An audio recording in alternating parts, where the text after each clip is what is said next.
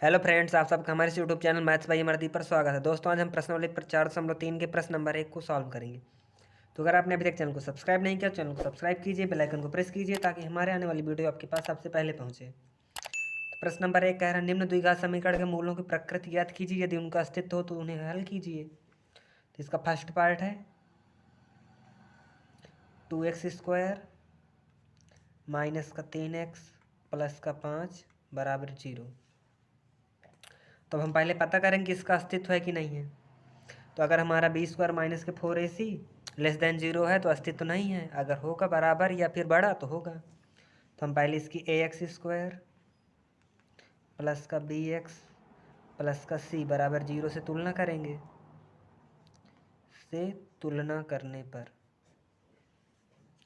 तो यहाँ से a बराबर 2, b की वैल्यू हो जाएगी माइनस का 3 और c की वैल्यू 5। तब यहाँ से हम d निकालेंगे, d यानी b² माइनस के 4ac, b² माइनस का 4ac। तो b² यानी -3 का स्क्वायर माइनस का 4ac, तो 4 मल्टीप्लाई a की वैल्यू 2 इंटू c की वैल्यू 5। तब 3 के स्क्वायर करेंगे तो 3 को 9 माइनस का 4 दूनी 8 5 40। तो ये आया माइनस का 31। तो b² माइनस का 4ac जो है ये हमारा माइनस में है, तो अब इसे सॉल्व नहीं कर सकते। तो यहाँ लिखेंगे b² माइनस का 4ac। अब जो है हमारा लेस देन है 0 के, तो हम इसमें लिखेंगे b² माइनस का 4ac लेस देन 0। अब जब लेस देन 0 है तो इसमें लिखेंगे अतः मूलों का अस्तित्व तो नहीं है। अतः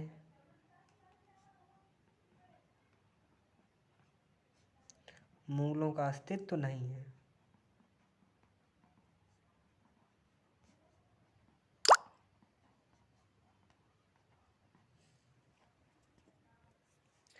और आगे लिख देंगे इसलिए इसका कोई वास्तविक हल नहीं है। इसलिए इसका कोई वास्तविक हल नहीं है।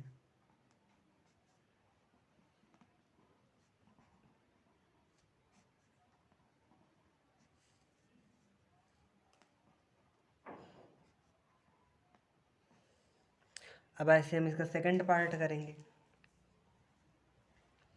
सेकंड पार्ट, अब सेकंड पार्ट में 3x² माइनस का 4 √3 इंटू एक्स प्लस का 4 बराबर 0। तो अब इसे भी उसी तरह सॉल्व करेंगे।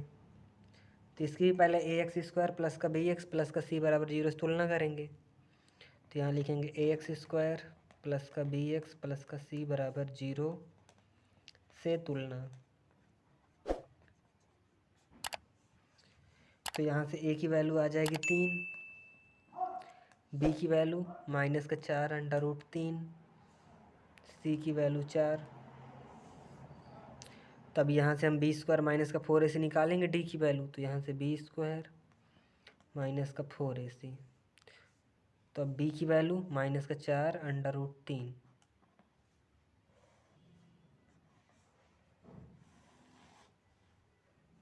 अब माइनस का 4 √3 है, इसमें लगा स्क्वायर तो इसमें भी लगा देंगे स्क्वायर। अब माइनस का 4ac तो माइनस का 4 गुणे a की वैल्यू 3, c की वैल्यू 4। तो अब माइनस का 4 √3 के स्क्वायर करेंगे तो माइनस का माइनस से प्लस। अब 4 का पहले कर लेंगे, 4 चौको 16। अब √3 का करेंगे, √3 का स्क्वायर होगा 3, तो 16 3 48। तो यहाँ से आ गया 48 माइनस का 4 3 12, 12 चौक 48। तब 48 में 48 घट गया तो यहाँ गया 0। तो यहाँ लिखेंगे b² माइनस का 4ac जो है वो हमारा बराबर है 0 के। अब जब भी 0 के बराबर है तो यहाँ लिखेंगे अतः मूलों का अस्तित्व है। अतः मूलों का अस्तित्व है। इसलिए अब जिसके हल होंगे तो इसके समान हल होंगे। अब समान हल होंगे इसका क्या मतलब है, जो x की वैल्यू आएंगी दोनों सेम आएंगी।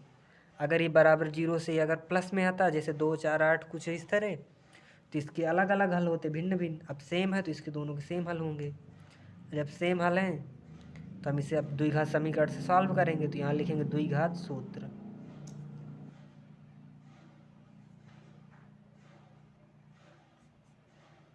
अब द्विघात सूत्र क्या होता है, जिसे हम श्रीधराचार्य सूत्र भी कहते हैं। ये होता है x बराबर माइनस का b plus minus under root b square minus का 4ac अपॉन 2a। तो अब x बराबर माइनस का b, तो b की वैल्यू कितनी है, -4√3। माइनस यहाँ था, अब जब b की वैल्यू भी लिखेंगे -4√3 तो वो माइनस ये माइनस हो जाएगा प्लस। तो यहाँ से आ जाएगा 4√3। अब plus minus b square minus के 4ac की वैल्यू हम निकाल चुके हैं 0। तो 1/0 तो पूरा हो जाएगा 0 अपॉन 2 इंटू ए। तो ए की वैल्यू है 3, तो मल्टीप्लाई हो जाएगा 3। तो अब इसे आगे सॉल्व करेंगे तो 4√3 है, तो 4√3। अब प्लस माइनस 0 है तो एक बार प्लस का 0 लिखते हैं, बटे 2 3 6। अब एक बार माइनस का लिखते हैं, चाहे ऐसे लिख लेते हैं पहले प्लस लेने पर, दोबारा लिख लेंगे माइनस लेने पर। तो प्लस माइनस 0 हो गया, तो पहले लिख लेते हैं प्लस लेने पर। जब प्लस लेंगे तो यहाँ आ जाएगा 4√3, प्लस का 0 है तो यहाँ लिखेंगे प्लस 0 अपॉन 6। तो यहाँ से सॉल्व करेंगे तो हो जाएगा 4√3/6। अब 2 से 4 कट जाएगा, 2 दूनी 4, 2 3 6। तो ये सॉल्व करने पे आया 2√3/3।